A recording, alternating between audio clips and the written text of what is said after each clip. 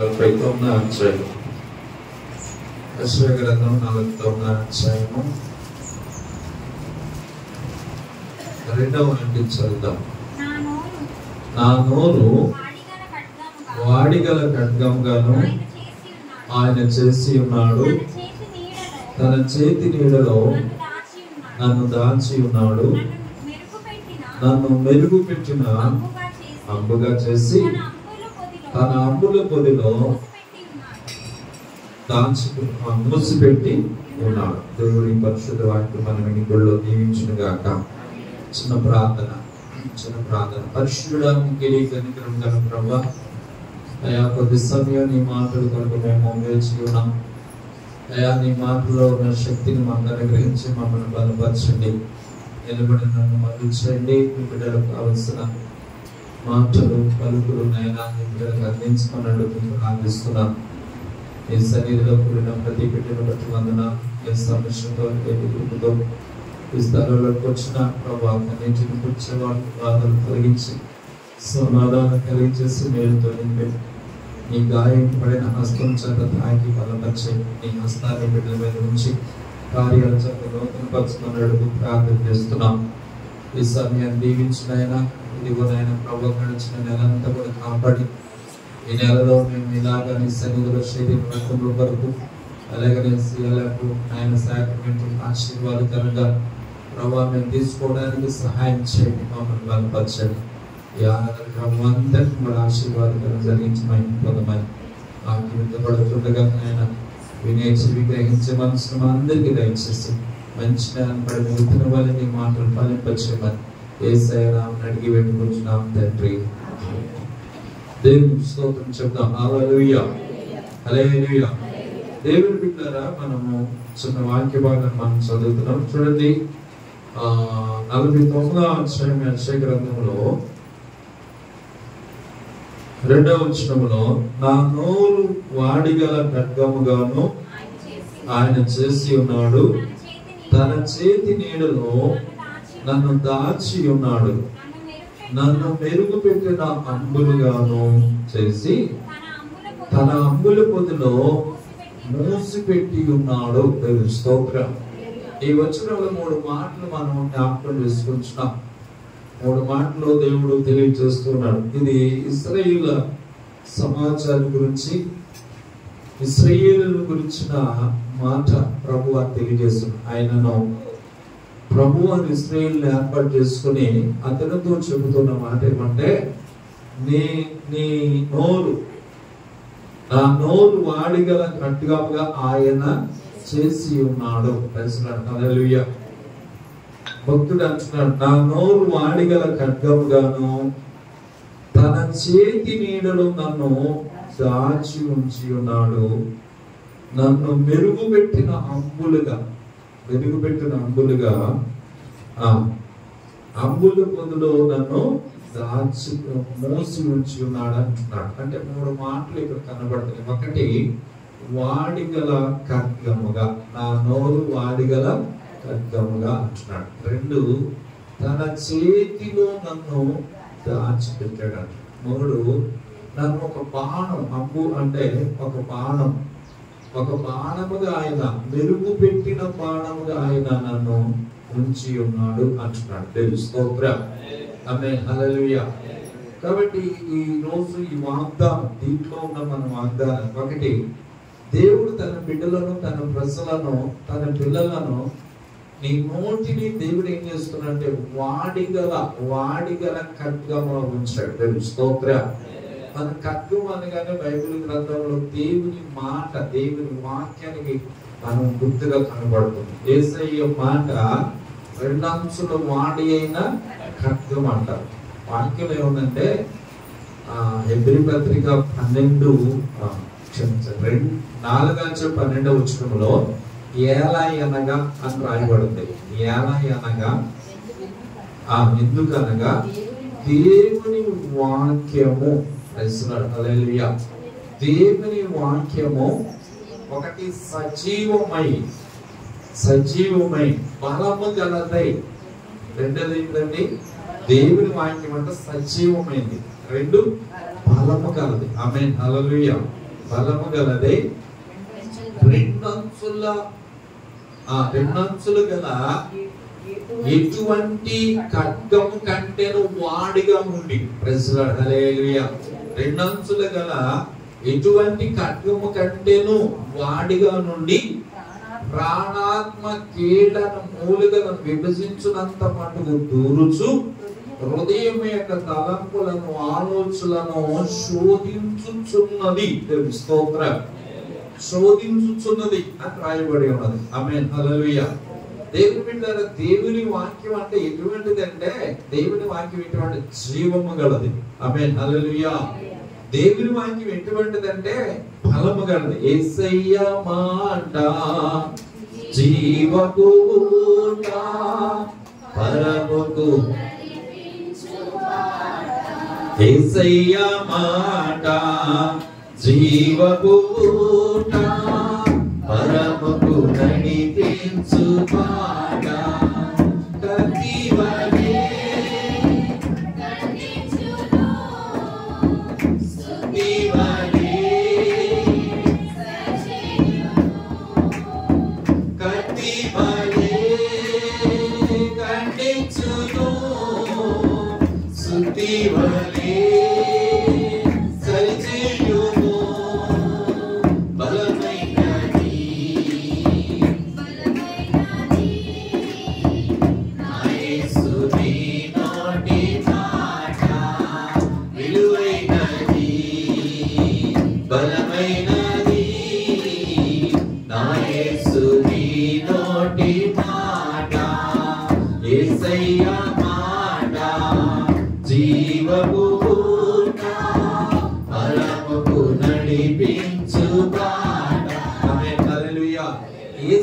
మాట జీవపు ఊట. ఆమేన్, హల్లెలూయా. దేవుని వాక్యం ఏమంటుందంటే, దేవుని మాట అంట, ఆ వాక్యం అంట జీవము గలది. దేవుని స్తోత్రం. బలము గలది. ఏమంటే దాంట్లో ఏముందండి? బలం ఉంది. బలహీనతలో ఉన్న నేను బలపరిచేది దేవుడి మాట. జీవాన్ని, ఇంటిపైన నీ జీవితాన్ని జీవాన్ని కలిగించేసే దేవుడి మాట. ఆమేన్, హల్లెలూయా, హల్లెలూయా. ఈ మాట ఎటువంటిదంటే ఖడ్గము వలె, రెండంచుల ఖడ్గం అంట. దేవుని స్తోత్రం. ఆమేన్, హల్లెలూయా. నిలబడిన నన్ను, కూర్చున్న నిన్ను, ఇద్దరిని సరి చేసేది దేవుడి మాట. ఆమేన్, హల్లెలూయా. వర్తమానం చేత మనల్ని సరి చేసుకుంటూ, మనలను మనం బలహీనతలో బలపరుస్తూ శక్తిమంతులుగా మార్చేది దేవుడి మాట. దేవుని స్తోత్రం. ఇది కీళ్ళాత్మ మూలుగుల, ప్రాణము కీళ్ళను మూలుగులోనికి వెళ్ళి హృదయంలో ఉన్న తలంపులను ఆలోచనలన్నిటినీ శోధిస్తుంది, సరి చేస్తుంది. ఆమేన్, హల్లెలూయా. చూడండి ఎంత అమూల్యమైన మాటలు ఇక్కడ మనం చదువుతున్నాం. కాబట్టి ప్రభు బిడ్డలారా, కత్తి ఆపరేషన్ చేసి డాక్టర్ చేతిలో ఉన్న కత్తి వేస్తాన్ని శరీరం మీద ఉన్న గాయముల, శరీరం మీద ఉన్న వ్యాధిని బాగు చేయడానికి, ఆ యొక్క చెడును తీసివేయడానికి ఉపయోగిస్తుంది. కానీ ఈ వాక్యం ఏం చేస్తుందంటే కీళ్ళలోనికి వెళతాడు. దేవుని స్తోత్రం. మూలుగులోనికి వెళతాడు. దేవుని స్తోత్రం. అంతేకాదు, డాక్టర్ గారు, ఏ డాక్టర్ గారు నీ తలంపులను శుద్ధి చేయగలరా, కడగలరా, బాగు చేయగలరా? ఆమేన్, హల్లెలూయా. కానీ ఈ వాక్యం చూసారా, నీ తలంపుల, నీ ఆలోచన, నీ యొక్క హృదయంలో ఉన్న ఉద్దేశాలన్నిటిని కూడా సరిచేసి, శుద్ధి చేసి, పవిత్రపరిచి, పరిశుద్ధపరిచి నిన్ను, నన్ను, మనలను పరిశుద్ధులుగా చేయగలిగింది అంటే దేవుని మాట. ఆమేన్, హల్లెలూయా. ఆకాశ భూమికి అందిస్తుంది కానీ నా మాటలు గతించవు. ఇది ఎప్పుడు నిల్చుండేది, ఎప్పుడు బలపరిచేది, ఎప్పుడు శక్తిమంతులు. అందుకని ఈ మాట మీద మనం ఆశ పెట్టుకోవాలి. దేవుని బిడ్డలన్నీ ఆపేసుకొని, దేవుడు నీ నోట అంటే ఏం చేసినట్టే వాడిగల ఖడ్గముగా నీ నోటును ఉపయోగించుకోవాలని దేవుడు వాడిగల ఖడ్గముగా దేవుని మాట నీ నోటిలో ఉంచాడు. దేవుని స్తోత్రం. ఈరోజు ఈ మాట జ్ఞాపకం చేసుకోండి. నీవు నోరు తెరిస్తే యేసయ్య మాట నీ నోట్లో రావాలి. యేసయ్య మాట చేత కుటుంబాన్ని కట్టబడాలి. నీ నోటి నుండి వచ్చే ప్రతి పలుకు ఆశీర్వాదకరంగా ఉండాలి, జీవము కలిగినదిగా ఉండాలి, బలమైన మాటగా ఉండాలి. బలహీనతలో ఉన్నవారు బలపరిచే మాటగా దేవుడు నిన్ను ఉండాలని ఈ ప్రవక్త ద్వారా దేవుడు మనకు జ్ఞాపకం చేస్తున్నాడు. దేవుని స్తోత్రం. అందుకంటున్నాడు, నా నోరు వాడిగల ఖడ్గముగా ఆయన చేసి ఉన్నాడు. దేవుని స్తోత్రం. నీ నోరు ఎలా ఉండాలంటే దేవుని యొక్క మాట చేత, ఆత్మ ఖడ్గం చేత నింపబడాలి. నీ నోరు దేవుని మాటతో నింపబడి దేవుని పలుకులు పలికే బిడ్డగా నువ్వు ఉండాలని ఈ వాక్యం మనకు జ్ఞాపకం చేస్తూ ఉన్నది. దేవుని స్తోత్రం. దేవుని బిడ్డలు మన నోట బూతులు కానీ, మన నోట అపవిత్రత కానీ, చెడిపోయిన వాటిని కానీ రానియకుండా దేవుని మాట చేత నీ నోరు నింపబడాలి. ఈ మాటలు అనేకులకు ఆశీర్వాదకరంగా ఉండాలి. దేవుని స్తోత్రం. ఆమేన్. హల్లెలూయా. ఇది ఒకటి. రెండవది ఏమంటే ఇక్కడ సంక్లుప్తంగా ధ్యానం చేసుకుని ప్రార్థన చేస్తాం. తన చేతి నీడలో నన్ను దాచిపెట్టాడు. దేవుని స్తోత్రం. దేవుడంట తన చేతి నీడలో, ప్రభువారంట తన చేతి నీడలో నిన్ను దాచిపెట్టాడు. మనుషులు నిన్ను దాచిపెట్టు కొద్ది కాలం దాచిపెట్టగలరేమో. ఒకవేళ ఎవరైనా నిన్ను దాచితే కొద్ది కాలమే దాన్ని దాచిపెట్టగలరు. కానీ యేసయ్య దాచిపెట్టాడా? ఏ శత్రువు చేతిలో నువ్వు పడవు. ఆమేన్. హల్లెలూయా. ఉదాహరణకు 1-2 మాటలు మీకు జ్ఞాపకం చేస్తాను. ఈ రోజు మనం ఈ వాక్యాన్ని ఆలోచన చేస్తున్నాం. చూడండి, భక్తుడైన మోషేను వాళ్ళ తల్లిదండ్రులు, ఫరో అనేవాడు ఆ దేశాన్ని ఏలుబడి చేస్తున్నవాడు, మగ పిల్లలందరినీ నైల్ నదిలో వేసేటంటే వాళ్ళ తల్లిదండ్రులు ఆ దేవుని యొక్క భయం కలిగి విశ్వాసంతో ఎన్ని నెలలు దాచిపెట్టారండి? 3 నెలలు దాచిపెట్టారు. తర్వాత వాళ్ళు దాచలేకపోయారు. ఇక మా వల్ల కాదు అనుకున్నారు. ఒకవేళ భర్త భార్య వీళ్ళిద్దరి మధ్య ఈడు గాని ఉంటే ఆ తండ్రి అనవచ్చు, ఇదిగో రాజు గారు సైనికులు వచ్చి మనం చంపేస్తారు, ఇన్ని రోజులు ఇలా దాచిపెట్టమని. అందుకని అంటే అతను తీసుకుని వెళ్ళి ఏం చేశారు? నైల్ నదులు జమ్మ పెట్టులో పెట్టి నైల్ నదులు వదిలేస్తారు. హల్లెలూయా. హల్లెలూయా. అంటే మన భద్రత, మన కాపుదల, మన క్షేమం, మనం ఆ పిల్లల గురించి, మన కుటుంబం గురించి, మన ఈది గురించి మనం చేసేవన్నీ కూడా కొద్ది కాలం ఏదో భద్రపరచగలం. కానీ దేవుడి చేతిలోనికి నువ్వు వెళ్ళినప్పుడు దేవుడు ఏం చేశాడు? ప్రభుకు అప్పగించుకుందా తల్లి కన్నీళ్ళు కాల్చింది. మేమైతే దాచలేకపోతున్నాం, మేమైతే చేయలేకపోతున్నాం.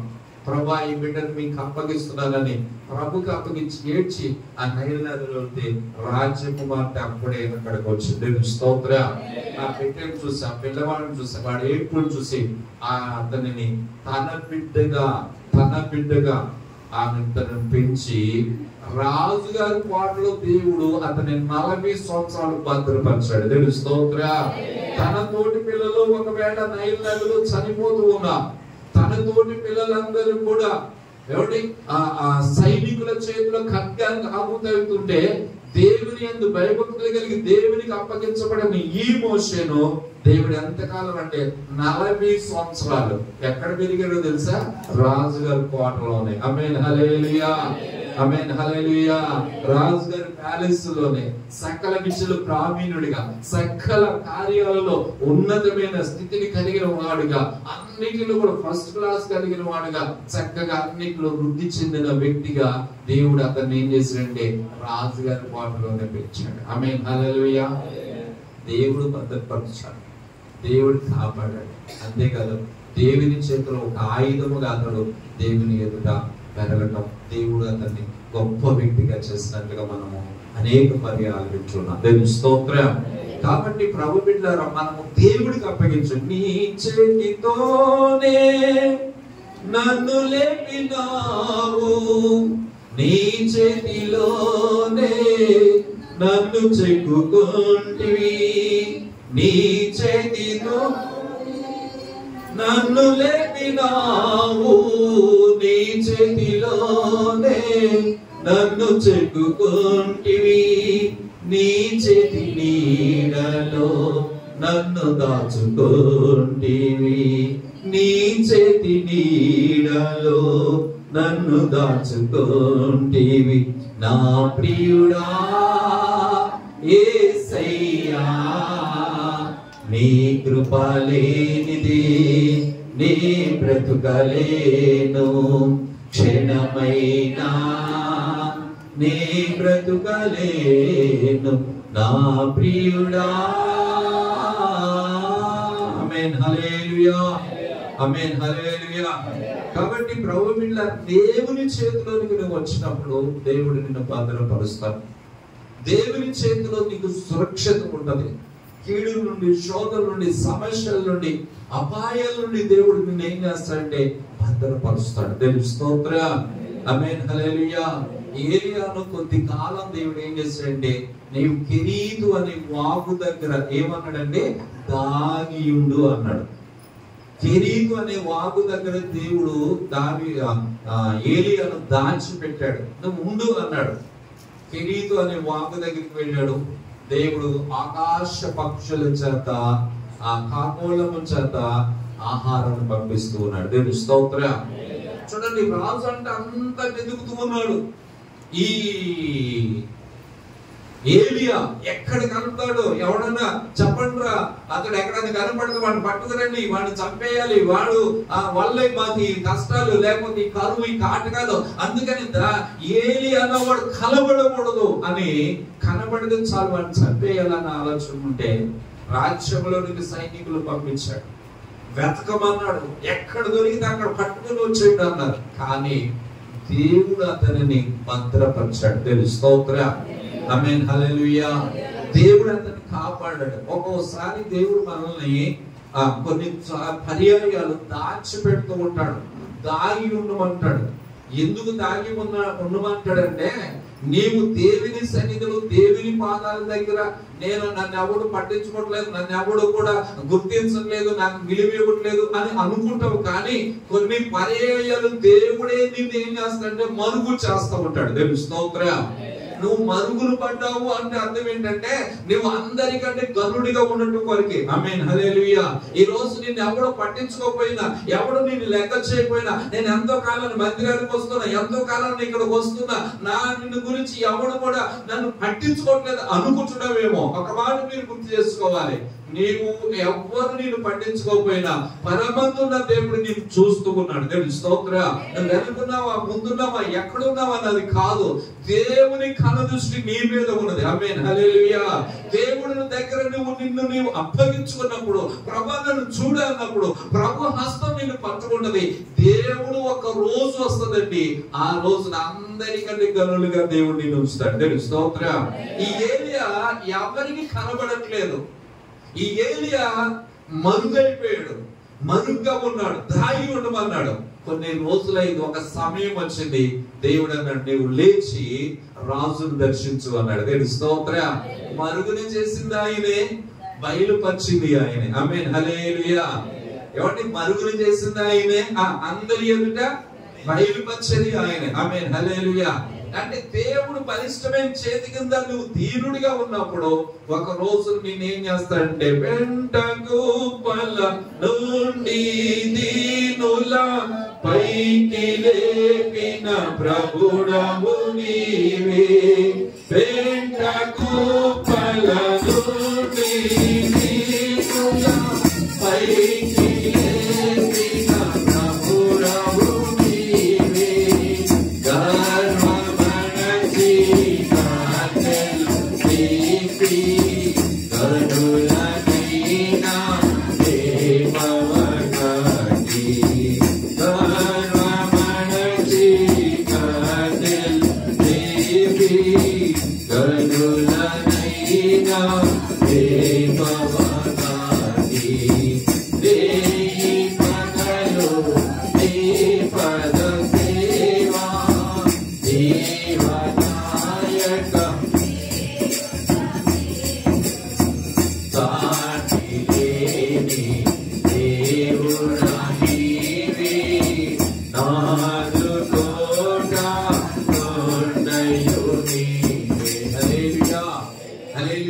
దేవుడు అన్నాడు, ఏలియా ఇక నీ ఇప్పటి వరకు ఉన్నది చాలు, లేచి నీవు ఆహాబును దర్శించడానికి వెళ్ళు అన్నాడు. దేవుని స్తోత్రం. పుస్తకరామాయణం చదువుదాం, చూడండి.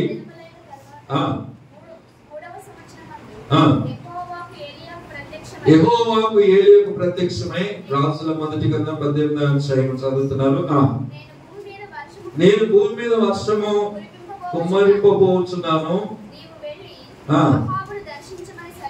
నేను భూమి మీద వర్షమును కురిపింపబోచున్నాను కనుక నీవు వెళ్ళి ఆహాబును దర్శించమని సెలవీయగా. దేవుని స్తోత్రం.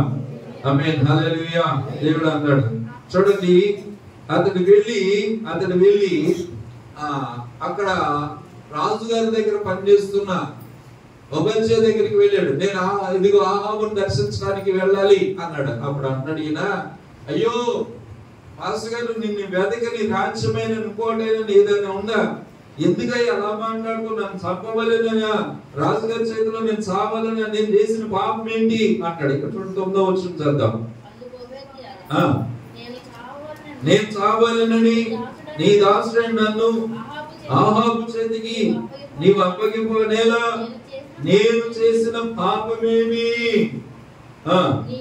నీ దేవుడైన యెహోవా జీవము తోడు నిన్ను చిక్కించుకొనవలెనని నా ఏలినవాడు దూతలను పంపించని జనం ఒకటైనా లేదు, రాజ్యం ఒకటైనా లేదు, అతడు ఇక్కడ లేడని అతను చూడలేదని వారు ఆయా జనముల చేత రాజ్యముల చేత ప్రమాణం చేయించు వచ్చని. ఇప్పుడు అన్నాడు, నేను చూడని నిన్ను జనాలు పంపిస్తే అక్కడ ఉన్నాడేమో ఇక్కడ ఉన్నాడేమో వెతకండి, రాజ్యంలో దూతలు పంపిస్తే ఏ జనములో కూడా ఆయన చూడలేదండి, ఆయన దొరకలేదండి, ఆయన లేదండి. దేవుడు మరుగు చేస్తే ఎంతమంది సైన్యం ఒకటైనా, రాజ్యాలు ఒకటైనా, నీకు విరోధంగా ఎంతమంది లేచినా ఎవడో నీకు కీడు చేయలేడు. దేవుని స్తోత్రం. ఎవడో నీకు హాని చేయలేడు, ఎవడో నిన్ను తాకలేడు, ఎవడో నిన్ను పట్టుకోలేడు, ఎవడో నీ దగ్గరికి రాలేడు. దేవుని స్తోత్రం. ఆమేన్, హల్లెలూయా. చూసారా, దేవుని చేతిలో నువ్వు ఉన్నప్పుడు, దేవుని నీడలో నువ్వు ఉన్నప్పుడు, దేవుని కాపుదలలో నువ్వు ఉన్నప్పుడు, దేవుని భద్రతలో మనం వచ్చినప్పుడు, దేవుని సంరక్షణ మన మీద ఉన్నప్పుడు, దేవుడు నిన్ను మనవి చేశారనుకోండి. దేవుని స్తోత్రం. ఎన్ని రాజ్యాలు ఒకటైనా, ఎంతమంది జనం ఒకటైనా, అధికారాలు ఒకటైనా, అందరూ కలిసినా నేను ఏమీ చేయలేడు. దేవుని స్తోత్రం. ఆమేన్, హల్లెలూయా. కాబట్టి ప్రభు బిడ్డారా అంటున్నాడు కదా, ఉపజ అంటున్నాడు, నిన్ను వెతకని రాజ్యం ఉందా? నిన్ను పట్టుకోవడానికి ఏ జనం దగ్గరికి వెళ్ళాలి, ఎంతమంది దగ్గరికి వెళితే ఎక్కడ దొరకలేదు. అంతేకాదు, ఇక్కడ ఉన్నాడనేటప్పటికి నువ్వు వెళితే నువ్వు అక్కడ నువ్వు కూర్చోటకి ఎందుకయ్యా ఇప్పుడు రాజును దర్శిస్తానంటావు, రాజు దగ్గరికి వెళ్ళి ఇక్కడ ఉన్నాడని చెప్పమంటావు, నా ప్రాణం తీస్తాడు, అందుకనే కాదండి. అప్పుడు అంటాడు, నిశ్చయముగా నేను ఈ రోజు రాజును దర్శించబోతున్నాను. దేవుని స్తోత్రం. ఆమేన్, హల్లెలూయా. ఆమేన్, హల్లెలూయా. ఎందుకంటే దేవుడు ఇతనిని గొప్ప చేయబోతున్నాడు. దేవుడు గొప్ప చేసే వ్యక్తి ఈ రోజు అందరి ఎదుట ఇప్పుడు వరకు మరికొన్నాడు, ఇప్పుడు అందరి ఎదుట గనుడుగా మార్చబోతున్నాడు. దేవుని స్తోత్రం. కాబట్టి ఈ రోజు మీ జ్ఞాపకం చేసే మాట ఏమంటే, ప్రభు దగ్గరికి మనం వచ్చినప్పుడు, ఆయన చేతి కిందకి మనం ఉన్నప్పుడు, ఆయన భద్రతలోనికి మనం వచ్చినప్పుడు, దేవుడు కాపాడితే ఎవడు నీకు కీడు చేయడు, ఎవడు నీకు హాని చేయడు. మిమ్ము ముట్టిన వాడు నా కంటి పాపను, మిమ్ము ముట్టిన వాడు నా కంటి పాపను, ముట్టునని తెల విచిన దేవుడు, ముట్టునని తెల విచిన దేవుడు, కాచేను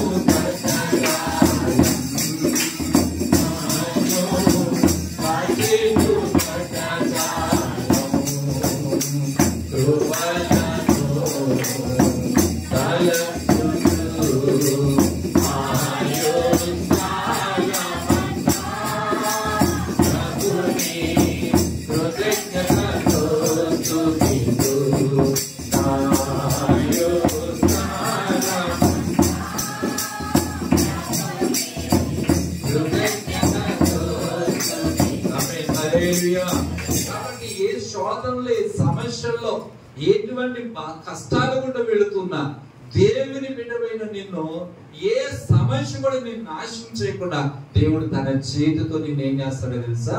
భద్రపరుస్తాడు. నిన్ను తాకాలంటే ముందు యేసయ్యను తాకాలి, నిన్ను నష్టపరచాలంటే యేసయ్య దగ్గర నుండి సెలవు రావాలి, యేసయ్యను తాకిన తర్వాత నిన్ను తాకాలి. యేసయ్యను తాకి ఎవడు బ్రతకగలడండి? కాబట్టి నువ్వు అదరి పడకూడదు, కృంగిపోవద్దు. నేను ఏమో నా బ్రతుకు ఏమైపోద్దని ఏ మాత్రం చింతపడాల్సిన పని లేదు. ఎందుకంటే యేసయ్య చేతిలో నువ్వు ఉన్నావు. స్తోత్రం. ఆమేన్. హల్లెలూయా. అంటున్నాడు కదా, నా చేతి నీడలో నేను దాచి ఉన్నాను అన్నాడు. స్తోత్రం. ఆమేన్. హల్లెలూయా. ఇంకొక మాట జ్ఞాపకం చేస్తాను. దావీదు భక్తుడిని సౌలు తరుముతూ ఆమేన్. హల్లెలూయా. ఆమేన్. హల్లెలూయా. తరుముతూ అనేక పర్యాయాలు అతను పట్టుకోవడానికి ప్రయత్నం చేశాడు.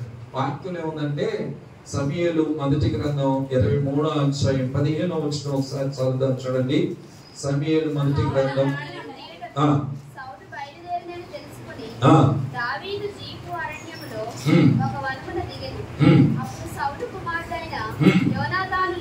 లేచి వనములోనున్న దావీదు వద్దకు వచ్చి, నా తండ్రి అయిన సౌలు నిన్ను పట్టుకొని జాలడు, నీవు భయపడవద్దు. 14వ వచనం. అయితే దావీదు అరణ్యములోని కొండ స్థలముల యందును జీపు అను అరణ్యమున ఒక పర్వతమందును నివాసము చేయుచుండెను. సౌలు అనుదినము అతనిని వెతికినను దేవుడు సౌలు చేతికి అతనిని అప్పగించలేదు. స్తోత్రం. వెతికేరంట. ఇక్కడ ఇంకొక మాట ఏముంటదంటే, దావీదు మరుగు స్థలాలు కనిపెట్టండి అన్నాడు. ఆమేన్. హల్లెలూయా. ఏమండి అక్కడ ఏమన్నాడంటే, దావీదు ఎక్కడ ఉన్నారో అక్కడ ఉన్న జనాలతో అడుగుతున్నారు అనమాట. 23వ వచనం, మీరు బహు జాగ్రత్తగా ఉండి అతడు మరుగు తావులను ఏమన్నాడండి?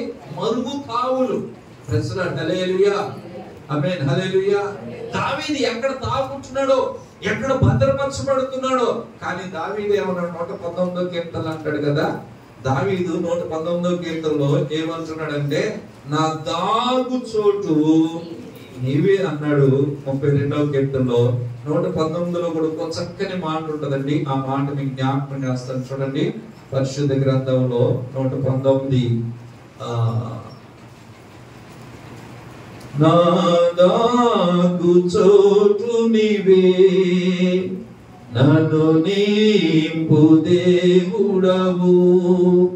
నా దాగు చోటు నీవే, నన్ను నింపు దేవుడవు. విమోచన గానాలతో నిన్ను నే స్తుతింతును. విమోచన గానాలతో నిన్ను నేను స్తుతింతును. 114 వచనం, 119, 114 వచనం చూద్దాం. నా మరుగు చోటు నా కేడము నీవే, నేను నీ వాక్యం మీద ఆశ పెట్టుకుంటున్నాను. స్తోత్రం. ఈ సౌలు ఏమన్నాడంటే, దావీదు మరుగు తావులు ఎక్కడో మీరు కనిపెట్టండి. అయ్యా ఈ ప్రాంతంలోకి వచ్చాడంటే ఎక్కడ ఉన్నాడో, ఏ ప్రాంతంలో ఉన్నాడో, అతడు ఎక్కడ మరుగుగా ఉంటున్నాడో, ఆ తావులన్నిటిని కూడా, ఆ స్థలాలన్నిటిని కూడా, ఆ ప్రాంతాలన్నిటిని కూడా మీరు కనిపెట్టి నాకు జవాబు తెలియజేయండి. నేను వెళ్ళి అతను పట్టుకొని అతనికి యుద్ధం చేస్తాను అన్నాడు. Praise lord. హల్లెలూయా. అయితే దావీదు మరుగు తావులు ఎక్కడ, దావీదు యొక్క మరుగు చోటు ఎక్కడ అంటే, అప్పుడు చెప్తున్నాడు దావీదు ఏమంటే, నా మరుగు చోటు నా కేడము నీవే అన్నాడు. స్తోత్రం. నా మరుగు చోటు ఎవరో కాదు, నా భద్రత ఎవరో కాదు, నా సంరక్షణ ఎవరో కాదు, నేను ఎక్కడ కాపుదల ఉంటున్నాను, ఎవరి కింద ఉంటున్నాను, ఎవరు నన్ను భద్రపరుస్తున్నానంటే నా యేసయ్య అన్నాడు. స్తోత్రం. ఆమేన్. హల్లెలూయా. ఆయన సన్నిధి చాటున నేను దాచుకున్నాడు నన్ను. ఆయన నన్ను భద్రపరిచాడు. ఎక్కడ అంటే ఆయన గుడారపు చాటున అంటాడు. స్తోత్రం. ఎవరి గుడారపు చాటు నన్ను దాచిపెట్టాడు అంటాడు. ఇంకో చోట ఏమంటాడంటే, ఆయన సన్నిధిలో నన్ను దాచిపెట్టాడు అన్నాడు. స్తోత్రం. ఆమేన్. హల్లెలూయా. అంటే దావీదు ఎక్కడ భద్రత, ఎక్కడ కాపుదల అంటే దేవుని సన్నిధి, దేవుని గుడారం, దేవుని యొక్క ఆరాధన జరిగే ఆ పరిశుద్ధ స్థలాలు ఎక్కడైతే ఉన్నాయో అక్కడ దేవుడితో సహవాసం చేయటం వలన దేవుడే అతన్ని మరుగు చేస్తాడు. దేవుని స్తోత్రం. ఆమేన్ హల్లెలూయా. సౌలు అనుదినం అతను వెతికాడంట, కానీ దేవుడు అతన్ని అప్పగించాలి. అనుదినం వెతుకుతున్నాడు, అనుదినం పట్టుకోవాలి, ఎలాగ చంపాలి, ఎలాగ నాశనం చేయాలి. సౌలు దావీదు వెతికినప్పటికీ దేవుడు అతని చేతికి అప్పగించింది. ఈరోజు ప్రభు బిడ్డల జ్ఞాపకం, నిన్ను కూడా ఎన్నో శోధనలు, అనుదినం సమస్యలు, అనుదినం మనల్ని వెంటాడుతున్న కష్టాలు ఉంటాయి, కానీ దానికి దేవుడు తన బిడ్డలను అప్పగించాడు. ఆమేన్ హల్లెలూయా. ఎందుకంటే వాళ్ళు దేవుడి మీద ఆనుకున్నారు, దేవుడి మీద ఆధారపడ్డాడు. నీవే నా తోడు, నీవే నా మరుగు చోటు, నీవే నా కేడము, నీవే నా కోట, నీవే నా ఆశ్రయం, నువ్వు తప్ప నాకు ఎవరు లేరని ఎవరు దేవుడి మీద ఆశ పెట్టుకుని ఆధారపడుతున్నారో ఆ బిడ్డలను దేవుడే భద్రపరుస్తాడు. దేవుని స్తోత్రం. ఆమేన్ హల్లెలూయా. ఆ బిడ్డలకు దేవుడి కాపుదలండి, ఆ బిడ్డలకు దేవుడి సంరక్షణ, ఆ బిడ్డలకు దేవుడి భద్రత. చూడండి 17వ కీర్తన మాట చదువుదాం. 17వ కీర్తన 9, 8, 9 కలిసి ఉండేది. ఒకసారి చదవండి ఆ మాట. నీ కృపాతిశయం చూపుము, ఒకడు తన కనుపాపను కాపాడినట్లు నన్ను కాపాడుము. నన్ను లయపరచుకోలు దుష్టులను పోగొట్టి కాపాడుము. నన్ను చుట్టుకొని నా ప్రాణ శత్రువుల చేత చిక్కుకొనకుండాను నీ రెక్కల నీడ కింద నన్ను దాచుము. దేవుని స్తోత్రం. చూడండి, ఒకడు తన కను పాపను కాపాడున్నట్లుగా నీ రెక్కల కింద నన్ను భద్రపరుచున్నాయన. ఇది దావీదు చేసే ప్రార్థన. ఒకడు తను కను పాపను కాపాడున్నట్లుగా నన్ను కాపాడము, లయపరచుకోను దుష్టుల చేతిలో నుండి. నన్ను నాశనం చేయాలనుకుంటున్నాను, నాకు కీడు చేయాలనుకుంటున్నాను, నన్ను లేకుండా చేయాలనుకుంటున్నాను, నన్ను పతనం చేయాలనుకుంటున్నాను, నన్ను నశింప చేయాలనుకుంటున్నా, వారి చేతిలో పడకుండా నీ రెక్కల నీడ కింద, దేవుని స్తోత్రం, నీ రెక్కల కింద నన్ను భద్రపరచున్నాయని అంటున్నాడు. ఆమేన్ హల్లెలూయా. దేవుని బిడ్డలను జ్ఞాపకం చేసుకుని ఇంకో కీర్తన చదువుదాం. చూడండి, ఇక్కడే 31వ కీర్తనలో కూడా దేవుని వాక్యంలో చక్కని మాట 31, 20 వచ్చిన ఒకసారి చదువు. చూడండి 30. మనుషులు కపటోపాయములు వారిని అంటకుండా నీ సన్నిధి చాటున వారిని దాచుము. వాక్కలహముల మాంపి వారి గుడారములో దాచు. దేవుని స్తోత్రం. దేవుని బిడ్డ జ్ఞాపకం చేస్తుంది. నీ సన్నిధిలో, ఇక్కడ చూడండి, సన్నిధి చాటున. ఎక్కడంటే దేవుని సన్నిధి చాటున మనం దాచబడాలి. ఆయన పర్ణశాలలో మనం భద్రపరచబడాలి. ఆయన యొక్క సన్నిధిలో మనము ఉన్నప్పుడు దావీదును కాపాడండి. అనుదినము దావీదును అంటే ఏం చేసాడు సౌలు? ఒక సందర్భంలో దావీదుకే దొరికిపోతాడు. ఎవరు? సౌలు. దావీదు అతను చంపేయాలి. ప్రశ్న దావీదు చంపాలి, కానీ యెహోవా చేత అభిషేకించబడిన వాడు నేను చంపనంటాడు. అప్పుడు దావీదుకు దొరికినప్పుడు ఆ సౌలు ఏమంటాడంటే, అయ్యా నేను తప్పు చేశాను అంటాడు. ఏమంటాడని? నేను తప్పు చేశాను, నువ్వు నాకంటే నీతిమంతుడివి. అయ్యా నేను తప్పు చేశాను, నా ప్రాణాన్ని దక్కించవయ్యా. ఈ రోజు నేను అపకారం చేయడానికి వస్తే నువ్వు నాకు ఉపకారం చేసేవయ్యా అని దావీదుకి దండం పెట్టి వెళ్ళిపోతాడు. మారాలిగా, బుద్ధి మారాలిగా. ఒక మాట చెప్పి ప్రార్థన చేసుకుందాం. సాక్రమెంట్ కనుక ఈ మాట చెప్తాం. మనమంట 4 రకాలైన ఒప్పుకోలు ఉంటారు. 4 రకాలైన ఒప్పుకున్న వాళ్ళు ఉంటారు. తెలుస్తోందని చెప్పండి. ఒకడు సౌలు అంటాడు. ఎవడు అంటాడండి? సౌలు అంటాడు. చెప్తాను. లేక ఫరోలు అంటాడు. ఫరో గాని సౌలు గాని ఇలా అంటాడు అనమాట. ఎలా అంటాడో చెప్పునా? ఎలా అంటాడంటే, కష్టం రాగానే ప్రభువా నేను పాపిని అంటాడు. ఇప్పుడు ఫరో ఏం చేశాడంటే, ఇశ్రాయేలీలందరిని కూడా పంపించేయాలని మోషేని చెప్తే ఉన్నాడు. ఎవడో ఆడెవడో ఈడెవడో అన్నాడు.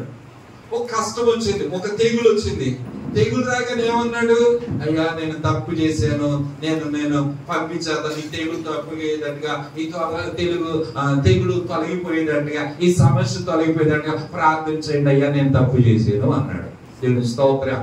సరేనని ఆ యొక్క తెగులు పోయేటట్టుగా, ఆ ఈగలు పోయేటట్టుగా, ఆ యొక్క మిడతలు పోయేటట్టుగా, ఆ వడగండ్లు పోయేటట్టు ప్రార్థన చేసేవాడు. దేవుని స్తోత్రం. ప్రార్థన చేయగానే మళ్ళీ ఏమైపోయేది? హృదయం కఠినమైపోయేది. హృదయం ఏమయ్యేదండి? నిన్నేమన్నాడు? అయ్యా నేను తప్పు చేశాను అన్నాడు. ఇప్పుడు ఏం చేస్తున్నాడు? అలాగే సౌలు ఏం చేశాడు? దావీదా, నిజంగా నువ్వు నాకంటే నీతిమంతుడు అయ్యా, నేను నిన్నేం చేయనయ్యా, వెళ్ళిపోతున్నాను వెళ్ళిపోయాడు. మళ్ళీ ఇంటికి వెళ్ళగానే ఏమైంది?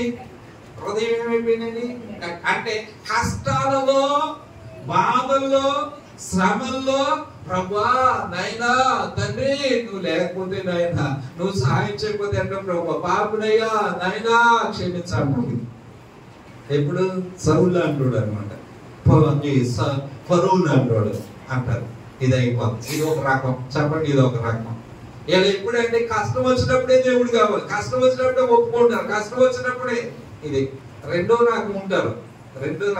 వాళ్ళు ఎవరో చెప్పనా? ఆకాన్లో అంటాడు. తెలుసు కదా, ఆకాన్ తెలుసు కదా. ఆకాన్ ఏం చేస్తాడంటే దేవుడు సైన్యంలో అతడు కూడా ఒక సైన్యం, ఇశ్రాయేల్ సైన్యంలో ఒక సైన్యం. దేవుడు స్తోత్రం.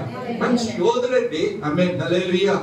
అటువంటి యోధుడు యోధా గోత్రములో ఉండి వచ్చిన వాడు మంచి యోధుడు. చక్కగా జరుగుతుంది. దేవుడు అన్నాడు, ఇదిగో ఈ ఎరుపు గోడలను కూల్చివేస్తున్న తర్వాత దానిలో నేను శపించను కనుక ఏది మీరు పట్టుకోవద్దు, తెచ్చుకోవద్దు, అది శపించబడి దాన్ని అంతా కాల్చేయండి అన్నాడు. దేవుడు స్తోత్రం.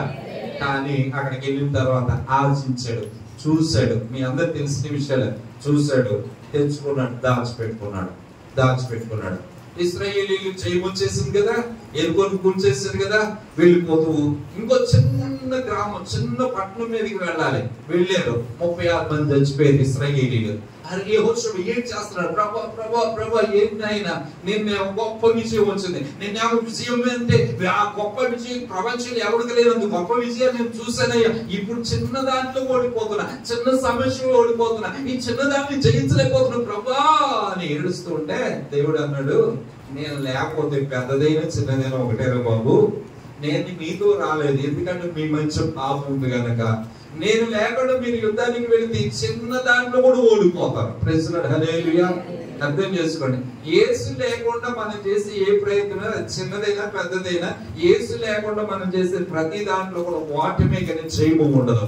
అందుకని మనం దేనినైతే జయించలేకపోతున్నాం, దేనినైతే మన మీద జయము, దాని మీద జయము లేకుండా ఉంటుందో దాన్ని జయించాలంటే యేసయ్య సహాయం, యేసయ్య ఆత్మ నడిపింపు మనకు కావాలి. ఆమేన్, హల్లెలూయా.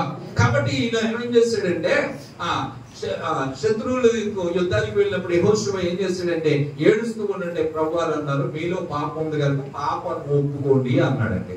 ఆమేన్, హల్లెలూయా. పాపాన్ని తీసివేస్తే నీకు నేను మీ మంచిగా ఉన్నా అన్నాడు. అప్పుడు అందరిని పిలిచాడు. పిలిచన్నాడు మనలో పాపం ఉందంటరా. సైనికులందరినీ ఇశ్రాయేలు సమాజం అంతా పిలిచి అన్నాడు, మనలో పాపం ఉందంటయ్యా, ఆ పాపాన్ని ఒప్పుకుంటురా అన్నాడు. ఆమేన్, హల్లెలూయా. ఒప్పుకోవాలిగా. ఒప్పుకోలే. నేను ఒక్కడైనా ఇంతమందిలో, ఇన్ని లక్షల మందిలో, 30-40 లక్షల మంది ప్రజలందరిలో నేను ఒక్కడైనా? ఎంతమంది ఉండరు? బహుశా ఆడు చేసాడు, ఈడు చేసాడు, ఆడు లేదా, ఈడు లేడా, వాడు లేడా, ఆమె లేదా, ఆ అక్క లేదా, ఈ అన్న లేడా, అందరి చేతి లేదుగా, నేను ఒక్కడి చేతి వచ్చిందా అన్నట్లుగా ఒప్పుకోకుండా ఉన్నాడు. ఒప్పుకోలే. సరేనని అయ్యగారు ఏం చేశారు? చీటీ వేయడం మొదలు పెట్టాడు. వేస్తే యోధా గోత్రం వచ్చింది. ఆ చీటీ వేశాడు. వాళ్ళ పూర్వీకులు వచ్చారు. వాళ్ళ పూర్వీకుల తర్వాత ఒకరి తర్వాత చీటీలు వేస్తా ఉన్నాడు. ఆఖరికి ఆకానా అని పేరు వచ్చింది. అప్పుడు పిలిచాడు, అన్నా ఆకానా ఇట్రా రా అన్నా. వచ్చాడు.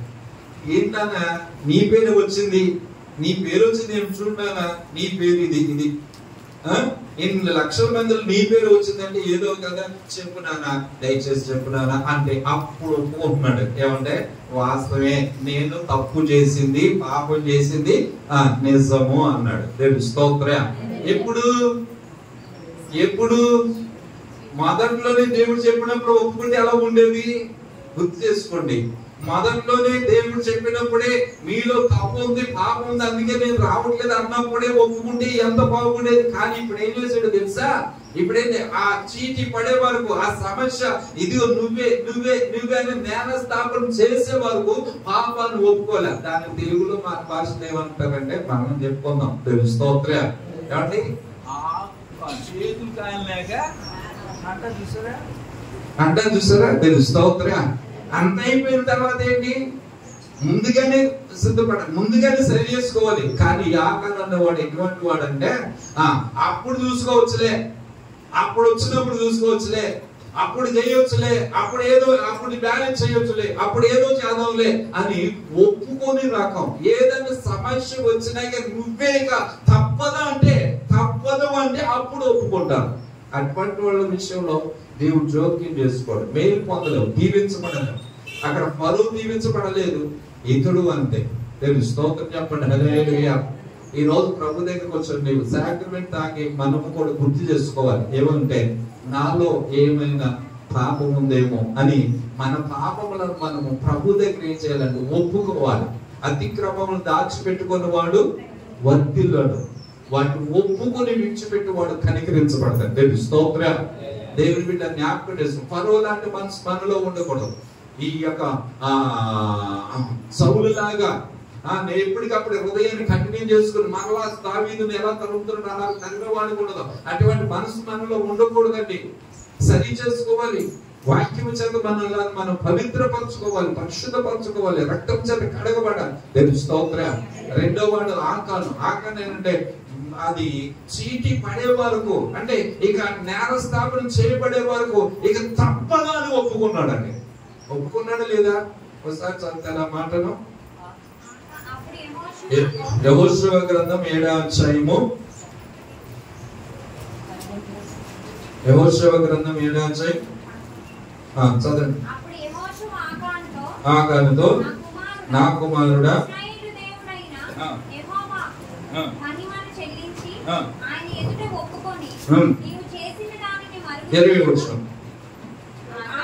ఆకాను యెహోషువతో ఇశ్రాయేలు దేవుడైన యెహోవాకు విరోధముగా నేను పాపం చేసింది ఒప్పుకోలేడా? మరి ఎందుకు రాళ్ళేసుకొచ్చి చంపేశారు? కిందకెళ్తే అతని కుటుంబాన్ని అతనికి కలిగిన అన్నిటిని కూడా ఆకూరలో ఏం చేశారండి? పడేసి రాళ్ళేసి చంపేస్తారు. కారణం ఏంటి? ఇక్కడ ఒప్పుకున్నాడు కదా. కానీ ఎప్పుడు ఒప్పుకోవాలి? మొదట్లో ఒప్పుకోవాల్సింది. కానీ ఇప్పుడు ఏం చేస్తున్నాడో తెలుసా? ఇక తప్పదు బలవంతంగా అటువంటిది దేవుడికి ఇష్టమైంది కాదు. దేవుని బిడ్డగా ఈ రోజు మనం జ్ఞాపకం చేసుకోవాలి. మూడవ రకం జ్ఞాపకం చేస్తున్నాం. దేవుని స్తోత్రం. యేసు ప్రభువుని పట్టించాడు. ఆయన పేరు ఇస్కరియోతు యోధ.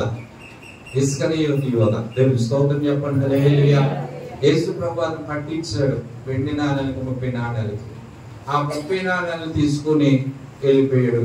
యేసయ్యను సిలువ వేశారు, చనిపోయాడు. ఆ దృశ్యాన్ని చూస్తున్న ఈయన పశ్చాత్తాపడి వెంటనే ఏం చేసిందంటే ఆ యాజకుల దగ్గరికి, ఆ అధికారుల దగ్గరికి వెళ్ళాడు. అయ్యో, నేను నిరపరాధి రక్తమును ఏం చేసినండి? అప్పగించి తిని అని ఈ డబ్బులు మీరే తీసుకోండి అంటే ఆడాలి. నువ్వు చేసింది ఏదో చేసావు కదా, నువ్వే చూసుకో, మాకెందుకు అన్నారు. హల్లెలూయా. మనోడికి ఆ పశ్చాత్తాపం ఆ హృదయంతో ఏం చేసాడంటే వెంటనే వెనక్కి వెళ్ళిపోయి ఆ 30 నాణ్యాల్లోకి 3 నాణ్యాలు తీసుకెళ్లి ఒక తాడు కొనుక్కుంటే ఎంత బాగుండేదో. ఒక కొండ మీదకి వెళ్ళిపోయి అక్కడ ఒక తాడు దొరికింది. అదేమో చీకిపోయిన తాడు అనమాట. ఆ తాడు కూరేసుకున్నాడు. అదేమో ఏలాడిన డాములు తెగిపోయింది. పడిపోయి పట్ట పైకి పేగులు పైకి చచ్చిపోయాడు. ఎవరో ఇస్కరియోతు యోధ. కారణం ఏంటి? అతడు మరి ఒప్పుకున్నాడుగా. చక్కగా మాట చదవండి. మత్తయి సువార్త 27వ అధ్యాయము 3-4 వచనాలు. అప్పుడు ఆయనను యూదా ఆయనకు శిక్ష విధింపబడి చూచి పశ్చాత్తాపడి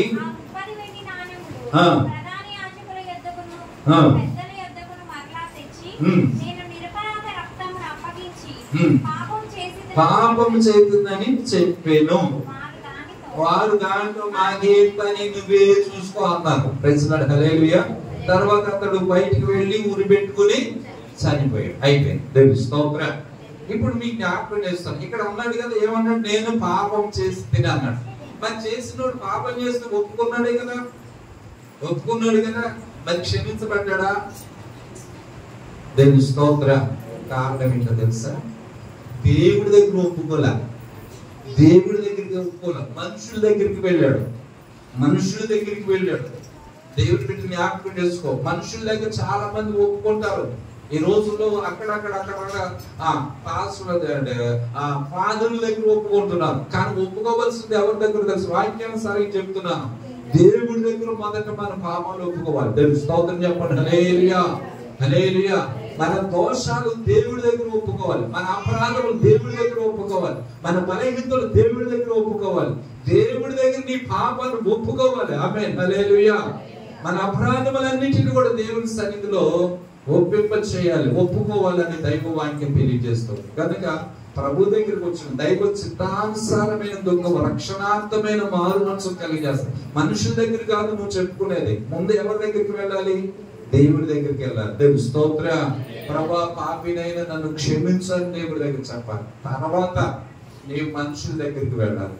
అయ్యా, నీకు విరోధంగా నేను మాట్లాడాను, అయ్యా నీకు విరోధంగా ఈ పని చేశాను, నీకు విరోధంగా ఈ పాపం చేశానని ప్రజలు అప్పుడు వాళ్ళ దగ్గరికి వెళ్ళాలి. ముందు వెళ్ళవలసింది ఎవరి దగ్గరికి అంటే యేసయ్య దగ్గరికి వెళ్ళకుండా నువ్వు ఎక్కడికి వెళ్ళినా, ఏ స్థలంలోకి వెళ్ళినా, తీర్థయాత్రలకు వెళ్ళినా, దాన ధర్మాలు చేసినా, పుణ్యాగాలు చేసినా, ఏమి చేసినా ఫలితం ఉండదు. నీ పాపములను పరిహరించేవాడు ప్రభువైన క్రీస్తు. దేవుని స్తోత్ర. పాపములను క్షమించమని అధికారం కలిగిన వాడు యేసయ్య. యేసయ్య సన్నిధిలో నువ్వు ఒప్పుకోకపోతే, నువ్వు ఎవరో మనుషుల దగ్గర చెప్పమనట్లేదు, నువ్వు దేవుడి దగ్గర చెప్పుకో. సర్వశక్తి గల దేవుడి దగ్గరికి వెళ్ళి, యేసయ్య, పాపినైన నన్ను క్షమించండి, నీ పాపములకు పరిహారం దొరుకుతుంది, నీ పాపములకు ప్రాయశ్చిత్తం దొరుకుతుంది, నీ పాపములు క్షమించబడి. అంతేకాని దేవుడి దగ్గర చెప్పుకోండి, ఎక్కడికెక్కడో వెళ్ళి ఎవరి దగ్గరికి వెళ్ళి చెప్పుకొని ఏ మనుషుడు నీ పాపాలని క్షమించలేడు. నీ పాపాలు తీసివేయడానికి ఏ జనముని కానీ ఏ మనిషి కానీ అధికారం లేదు, యేసయ్యకు ఒక్కడికి. ఎందుకంటే ఆయన మరణాన్ని జయించి సమాధిని గెలిచి 3వ దినాన మృత్యుంజయుడే లేచాడు. దేవుని స్తోత్ర. దాని మీద మరణం మీద అధికారము కలిగిన వాడు, పాపాన్ని జయించగలిగిన వాడు సర్వశక్తుడైన యేసయ్య. ఆయన రక్తము ప్రతి పాపమును కడిగి పరిశుద్ధులుగా చేస్తుంది. దేవుని స్తోత్ర. కాబట్టి యేసయ్య దగ్గరికి వెళ్ళాలి. కానీ ఇతడే ఎవరి దగ్గరికి వెళ్ళాలంటే మనుషుల దగ్గరికి వెళ్ళాలి, అందుకని. కానీ ఆఖరికి ఒక ఆయన ఉన్నాడు, యేసయ్యను నువ్వెవరో తెలియదు అన్నాడు. ఎవరైనా? పేతురు. నువ్వెవరో తెలియదని ముమ్మారు వొంకాడు. కానీ యేసయ్య అతన్ని చూశాడు. తెల్లవారుజామున కోడి కూస్తున్న సమయంలో యేసయ్య పేతురు వైపు చూడగానే, కోడి 3వ మారు కుయ్యగానే పశ్చాత్తాపడి వెనక్కి వెలుపలికి వెళ్ళిపోయి అక్కడ ఏడుస్తూ, పశ్చాత్తాపడుతూ, కన్నీళ్లు కారుస్తూ తన హృదయం అంతా కూడా దేవుడి దగ్గర కుమ్మరించాడు. ప్రభువు అతన్ని కనికరించాడు. దేవుడి స్తోత్రం. ఈ 4 రకాల్లో మనం ఏ జాతిలో, ఏ గుంపులో ఉన్నాం ఒకసారి జ్ఞాపకం చేసుకోండి. సౌలులాగా మన పాపములను మరలా ఒప్పుకుంటూ కఠినం చేసుకుంటా. అదేంటంటే శ్రమలు వచ్చినప్పుడేమో ఒప్పుకుంటూ ఉంటావు, కష్టం వస్తే నువ్వు లేకుండా ఎవరు లేరు ప్రభు అంటావు. కానీ కష్టం తీరిపోగానే మరలా మొదటి బ్రతికి, మరలా మొదటి జీవితమైనా. రెండవది ఆకాంక్ష. తప్పదు గనక చెయ్యాలి గనక, ఈరోజు సాక్రమెంట్ గనక, అందుకే వెళ్ళాలి గనక, అలాంటి బతుకువద్దు, అలాంటిది వద్దు. విశ్వాసంతో రా, నమ్మకంతో రా. యేసయ్య శరీరంతో నా పాపముల నుండి విడిపించి పరిశుద్ధపరచదని విశ్వాసంతో తీసుకోవాలి కదా. తీసుకోకపోతే ఏమంటారు? అది కాదండి. ప్రభు దగ్గరికి వచ్చిన నీవు దేవుని రక్తము చేత కడగబడటానికి ఒప్పింపుగా చేసే ఆత్మ చేత నీవు దీన్ని తీసుకోవాలి. దేవుని స్తోత్రం. కాబట్టి ఈ రోజు ప్రభు బిడ్డలుగా మన మాటలు తలంచుకోవాలని జ్ఞాపకం చేస్తున్నాను. ఈ పేతురు వలె మనం ఏం చేసుకోవాలంటే కడగబడాలి, శుద్ధి చేసుకోవాలి, కన్నీళ్లు కాచాలి, పశ్చాత్తాపడాలి, ప్రభు దగ్గర మన పాపములను ఒప్పుకోవాలి. కనుక ఈరోజు దేవుడు అనుక్షణము సౌలు దావీదును వెంబడించాడు, చంపాలనుకున్నాడు, కానీ దేవుడు దాచిపెట్టాడు. దేవుని స్తోత్రం. ఆమేన్, హల్లెలూయా. దేవుడు అతను ఏం చేశాడండి? దాచిపెట్టాడు. ఎందుకంటే దావీదు దేవుని ఉద్దేశాలు ఎదిగి కన్నీళ్లు కారుస్తూ ప్రభుకు అప్పగించుకునేవాడు, ప్రభు పాదాలను పట్టుకునేవాడు కనుక శత్రువు చేతిలో పడకుండా ఆయన దావీదును దాచిపెట్టాడు. అలాగే నిన్ను, నన్ను, మనలను దేవుడు దాచిపెట్టాడు. అంతేకాదు, 3వది ఏమంటే ఒక అంబులు పొదిగా దేవుడు నిన్ను మార్చుకున్నాడు. దేవుని స్తోత్రం. అంటే ఒక బాణముగా దేవుడు నిన్ను ఉంచాడు. ఈ నెలలో ఒక బాణముగా మార్చబడాలి. దేవుని స్తోత్రం. ఆమేన్, హల్లెలూయా. దేవుని చేతిలో ఒక బాణముగా మనం ఉండాలి. యెహోవా చేతిలో ఒక బాణముగా మనం ఉండాలి. దేవుడు వాడుకునే పాత్రగా నువ్వు ఉండాలి. బాణము శత్రు గుండెను చొచ్చినదిగా ఉండాలి. దేవుని స్తోత్రం. ఆమేన్, హల్లెలూయా. బాణములాగా దేవుడు నిన్ను ఏర్పాటు చేసుకున్నాడు. ఆయన అంబుల పొదిలో ఉన్న బాణము ఆయన ఎప్పుడో నిన్ను తీస్తాడు, ఎప్పుడో నిన్ను వాడుకుంటాడు. అయితే ఆయన అంబుల పొదిలో నువ్వు దాచబడాలి. ఆ అంబుల పొదిలోనికి రావాలంటే ముందేమవ్వాలి తెలుసా? నువ్వు చెక్కబడాలి, నువ్వు సరి చేయబడాలి, నువ్వు చిన్నగా మార్చబడాలి. చూడండి, ఒక బాణం తయారు చేయాలంటే ఆ చెట్టు నుండి దానిని వేరు చేయాలి. దేవుని స్తోత్రం చెప్పండి, హల్లెలూయా. అదంతా కూడా చెక్కబడాలి. అలాగే దేవుడు నిన్ను నన్ను వారు దేవుని వాక్యం చేత చెక్కుతూ ఉంటున్నప్పుడు మన మాటలు, మన పనులు, మన క్రియలు, మన ఆలోచనలు, మన తలంపులు, మన ఉద్దేశాలు అన్ని సరి చేయబడతా ఉంటాయి. నేను స్తోత్రం. ఇవన్నీ సరి చేయబడితేనే శత్రు గుండెల్లోనికి నువ్వు చొచ్చుకుని వెళ్ళగలవు. దేవుని స్తోత్రం. శత్రువుని ఎదిరించడానికి ఒక బాణంలాగా దేవుడిని చేయాలనుకున్నాడు. ఈ సంవత్సరం మనం అలాగ ఉండాలంటే నీవు నేను దేవుని చేతిలో బాణముగా వాడబడాలి. ముందుగా మనం ఏమవ్వాలంటే చెక్కబడ్డాడు. యేసయ్య సిలువలో నీ కొరకు కొట్టబడ్డాడు, చెక్కబడ్డాడు, నలిచేయబడ్డాడు. యేసయ్య అలాగున ఏ విధమైతే మన కొరకు ఆయన సర్వ శరీరాన్ని అప్పగించుకున్నాడు. ఆయన లాంటి మనసు శ్రమల వలన విధేయత నేర్చుకున్న వాక్యంలో యేసయ్య గురించి రాయబడి ఉన్నది. దేవుని స్తోత్రం. యేసయ్య నేర్చుకుంటే నీవు నేను యేసయ్య దగ్గరికి వచ్చిన పిల్లలు నేర్చుకోవద్దా? మనం సరి చేయబడవద్దా? దేవుని బిడ్డలారా, ప్రభు చేతిలో ఒక బాణముగా ఉండాలని ఆయన ఆశపడుతున్నాడు. మరి ఆ బాణం ఉండాలంటే ప్రభా ఆ వంకరలు నాలో తీసివేయండి. ఇప్పుడు బాణానికి కావాల్సిన తిన్నని పుల్ల కావాలి. దేవుని స్తోత్రం. చెట్టుకున్న ఆ వంకర ఆ తిన్నగా రావాలంటే అది పోయబడాలి, అది సరి చేయబడాలి, అది చెక్కబడాలి. ఆమేన్, హల్లెలూయా. ఆమేన్, హల్లెలూయా. భక్తుడు ఏమంటాడో తెలుసా? చక్కబడితేనే చక్కబడతాం అన్నాడు. దేవుని స్తోత్రం చెప్పండి, హల్లెలూయా. అంటే చాలా మంది చక్కగా ఉండటం వాళ్ళకి ఏవేవో మెరుగులు పెట్టుకుంటున్నారు. దేవుని వాక్యం ఏమంటారు? నువ్వు చక్కబడాలి ముందు. ఆమేన్, హల్లెలూయా. నువ్వు మెరుగుగా ఉండాలంటే, నువ్వు మెరుగైన బిడ్డగా చూపించాలంటే దేవుని బిడ్డగా నువ్వు చెక్కబడాలి, నువ్వు చక్కబడతావు. దేవుని స్తోత్రం. దేవుడికి ఉపయోగపడమైన పాత్రగా ఉంటావు. 187వ కీర్తన 3వ వచనంలో ఏమంటాడంటే చూడండి, ఒక చక్కని మాట. ఆ కుమారులు యెహోవాను గ్రహించు స్వాస్థ్యము, గర్భఫలం ఆయనిచ్చు బహుమానం అని చెప్పి యవ్వన కాలమందు పుట్టిన కుమారులు ఎవరి చేతులు అంటే బలవంతుని చేతిలో బాణము వంటి వారు. హల్లెలూయా. అంటే యవ్వనస్తులు నీ దేవుడు ఏమన్నంటే ఆ బలవంతుని చేతిలో బాణం వంటి వారు, వాటితో తన అంబుల పొదిని నింపుకున్నవాడు ధన్యుడు. అట్టివారు సిగ్గుపడక గుమ్మములో తమ విరోధులతో ఏం చేస్తారంట? వానిస్తారు. ఆమేన్, హల్లెలూయా. ఎదిరిస్తారు. విరోధి ఉన్నాడు, వాంగిట పాపం పొంచి ఉన్నది, అపవాది పొంచి ఉన్నాడు. అపవాది ఎప్పుడా ఆ కొమ్మలోండి నిన్ను తొంగి చూస్తున్నాడు. ఎప్పుడు అవకాశం ఇస్తారా? ఎప్పుడు ఆ ఇంట్లోనికి వెళ్ళాలి? ఎప్పుడు ఆ బిడ్డలు నాశనం చేయాలి? ఆ కుటుంబాన్ని పాడు చేయాలి? ఆ బిడ్డల జీవితాలను సర్వనాశనం చేయాలని పొంచి ఉన్న అపవాదిని ఎదిరించాలంటే నీవు, నీ బిడ్డలు, నీ కుటుంబం ఏమై ఉండాలంటే దేవుని చేతిలో బాణంగా ఉండాలి. దేవుని స్తోత్రం.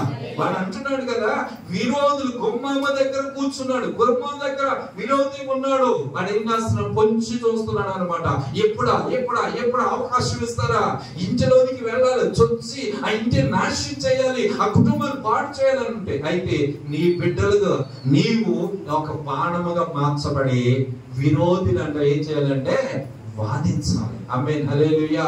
ఎదిరించాలి, వారించాలి, వాడిని ఓడించాలి. ఆమేన్, హల్లెలూయా. అది దేవుడు కోరుకుంటున్నాడు. కనుక ఈ రోజు ప్రభు యొక్క బల్ల దగ్గరకు వస్తున్న మనం ముందుగా మనం ఒక బాణంగా మారాలంటే ప్రభులాగా మనం కూడా అపవాదిని ఎదిరించిన యేసయ్యలాగా ఆ మరణాన్ని జయించిన యేసయ్యలాగా నేను మారాలంటే ప్రభు దగ్గర మనలను మనం సరి చేసుకోవడం, చక్కబడాలి, మన జీవితాన్ని శుద్ధి చేయబడాలి, పవిత్రపరచాలి. ఏమైనా ముడులు ఉన్నాయా?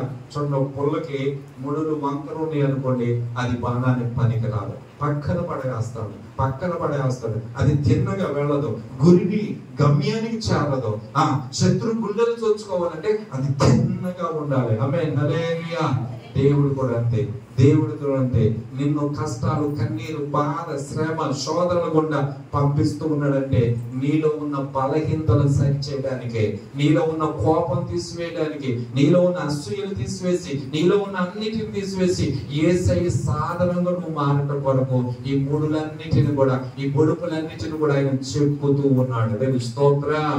అంటే నీ కోపం చావాలి, నీ యొక్క అసూయ చావాలి, నీ తలంపులు శుద్ధి చేయబడాలి, నీ జీవితం పవిత్రంగా మార్చబడాలని ప్రభు కోరుకుంటాడు. కనుక దేవుని చేతిలో బాణముగా నువ్వు ఉన్నట్లయితే శత్రువును అవలేలగా నువ్వు జయిస్తావు. ఆయన చేతిలో పనిముట్టుగా నువ్వు ఉండాలి, బాణముగా. అది అందుకు దేవుడు నిన్ను ఒక అంబులుగా మెరుగు పెట్టిన రాయబడింది. మెరుగు పెట్టిన అంబులుగా అంటే మెరుగు పెట్టడం అంటే దాన్ని చక్కగా సానబెట్టడం, సరి చేయబడిన బాణంగా దేవుడు నిన్ను ఏర్పరిచి అట్టి బిడ్డగా నువ్వు ఉండటానికి ఈ నెలలో తీర్మానం చేసుకున్నాం. తల ఉంచుదాం, చిన్న ప్రార్థన చేసుకుందాం. ప్రభుకు ఉపయోగపడే పాత్రగా, ప్రభు చేతిలో ఒక పనిముట్టుగా దేవా నేను ఉండునట్లు సహాయం చేయడానికి 2 నిమిషాలు చిన్న ప్రార్థన చేసుకుని ప్రభు యొక్క బలలోనికి మనం ప్రవేశిస్తాం. సాక్రమెంట్ లోనికి వెళ్లే ముందు నిజమే ఈ రోజు దేవుని బిడ్డలుగా నీలో నాలో సాక్రమెంట్ కొరకు సిద్ధపడుతున్న ప్రభు బిడ్డలుగా ఈ మాట మీరు జ్ఞాపకం చేసుకోండి. యేసయ్య బిడ్డగా సౌలులాగా నాలో పాపం